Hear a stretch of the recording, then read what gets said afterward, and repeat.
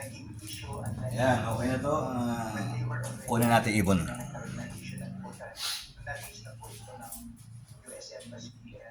Ring, ring. Hindi pa masabi ng Ring, ring. kanina kung i-recommend ba nilang tuluyan sa pagdating ng Manila Bay Reclamation Projects na susunod ngayon. Aabot kasi ng isang taon bago matapos ang isinasagawa nila. Ito nga pala yung ibon ko, ayan. Ayan. Tinawag ko siyang kring-kring. Ayan. Kasi yung anak kong nag-iisa kring-kring ang pangalan. Ayan, kaya ayan, sinunod ko siya. Isa siyang Alps 1. 3 to 4 weeks old. Ayan. Gutom na siya. Let's go. Sabi naman ng grupong agham sa mga senador, mahina ang pundasyon ng mga gusali sa mga restricted areas dahil sa liquefaction o paglambot ng lupa kaya encadro. Gutom na nga. Posible rin ang pagbaha dahil Relax. Gutom na talaga to. Si Krong Krong. sa mga storm surge. Na, Eating time. Para sa GMA, Gutom na siya, guys. Rocky Pulido nakatuto, 24 oras.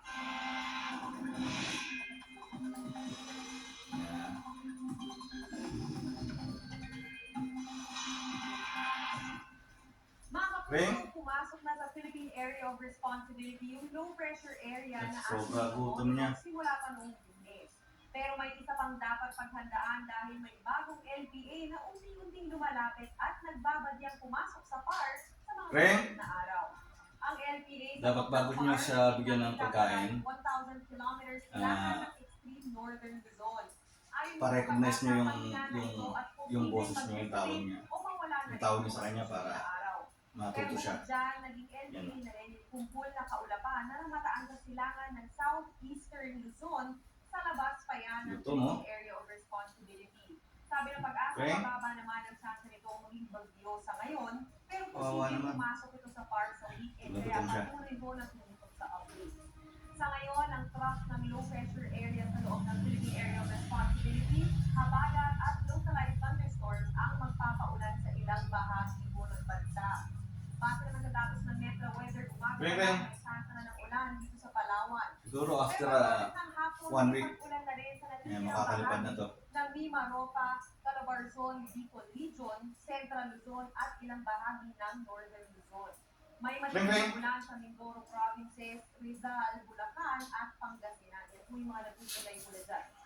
Sa Visayas naman, posible magsimula ang kalat-kalat na ulan bago magtanghali. Magtutuloy-tuloy na yan sa hapon at sa gabi. At may malalaki na ulan sa maraming lugar, katulad mo ng Panay Island, Negros at Leyte Provinces.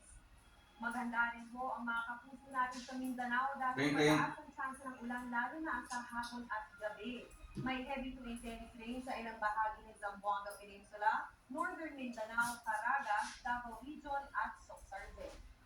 Dito naman po sa Metro Manila, tulad po ng naranasan natin kagabi at kanina lang ang malakas na buhos na ulan, pagkidlat at pagkulog ay posibleng maulit bukas dahil sa thunderstorms. Kaya paalala lalo na po sa mga nagpupunta, huwag kalimutang magbaon ng payong o kapote para kung hindi kayo mabasa ng ulan at hindi magkasakit. Mag-ingat lagi mga kapuso. Yan po muna ang latest na lagay ng panahon. Ako po si Muling Drivers para sa GMA Integrated News Weather Center. Kami ang inyong maasahan, anuman ang panahon. Mga kapuso, kapapasok lang na balita, nililipat ng kamera ang Confidential at Intelligence Funds ng Office of the Vice President, Department of Education at iba pang civilian agencies sa mga ahensya na tatalon. Lakas ng loob. Sinabi po yan ng House Appropriations Committee Chairman, Representative Elizabeth. Maganda kasing sanayin niyo siya kumain sa palad para pag nag-mature na siya, kakain lang siya sa palad niyo. Ang mga ahensya nakatutok sa pagprotekta ng integridad ng teritoryo ng Pilipinas mula sa mga bansang panlabas. Kinalaan daw ang CIF ng mga civilian agencies para magdagdag ng pondo sa National Intelligence Coordination Agency, National Security Council, Philippine Coast Guard, at Bureau of Fisheries and Aquatic Tubig naman. Tubig. Patunay sa kasabihan, try and quiet to succeed, ang lolo na kilala natin. Hindi naging lang ang kanyang edad para abutin niya ang pangarap. Ayaw ng tubig. Walang lasa kasi yung tubig eh. Tinutukan ni Mark Salazar.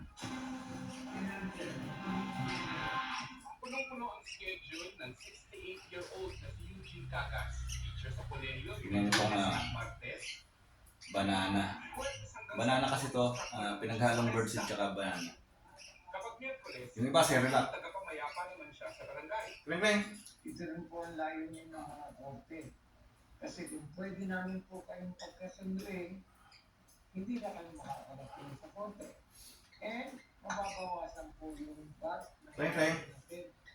na pwede naman pala dito pag-ayusin. Sa dami ng kanyang ginagawa, isiniksik niya pa rin ang isa pang pangarap, ang maipasa ang licensure exam ng criminology na 3 beses niyang sinubok bago makuha. Sa take ko, 17,500. Gutom na gutom siya guys, oh. Kaya ang pumasa, 5,200 something. Kasama na po ako doon. Napagalamang ko Right. na nag-iisa akong 68 Kreng? ang edad. Yung pa napansin niyo pag tinatawag ko siya, nakakalingon siya. Sinarili niya Kasi, raw ang pangarap na ito. Yun yung pinaka-recall niya eh. Ipaliwanag sa marami kung bakit may edad na siya, nag-aambisyon pa. Maraming nagpipili Reng, reng. ng tandaan. Oo. They don't know why. Meron pa nga nagsabi dyan na sabi na gagawin ko yan.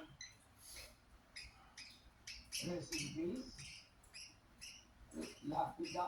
Kahit nga pamilya niya, hindi niya isinama sa lakad. I don't want them to hope again for the Reng-reng. third time. Pasama ako. Nililin ko. Parang busog na siya. Nililin. Kreng-kreng. Tagas Eugene Bayan. Eugene Bayan Tagas. Medical. Bumuhos ang luha ko. Sabi pa raw ng iba, criminology talaga? Magpupulis pa raw ba siya? Hindi Reng-reng. sa pulis magagamit ang criminology. Sa lahat po ng aspeto, sa bangko ngayon, tumatanggap na po. Kreng? Mga industrial, tumatanggap po. License. HR, human resources, kailangan din po nila license criminology. Katwiran ni Mang Eugene, habang nagdaragdag ka ng kaalaman, mas dumarami ang oportunidad. At hindi edad niya ang pipigil sa mga oportunidad. Salary, as of now. Ayaw niya talagang tubig. Okay na yan. Konti-konti lang pakain para hindi siya magsawa. Hindi ako mabibigyan ng highly kung hindi ka license, I'm going to know master. Katunayan, kung bibigyan pa raw ng panahon,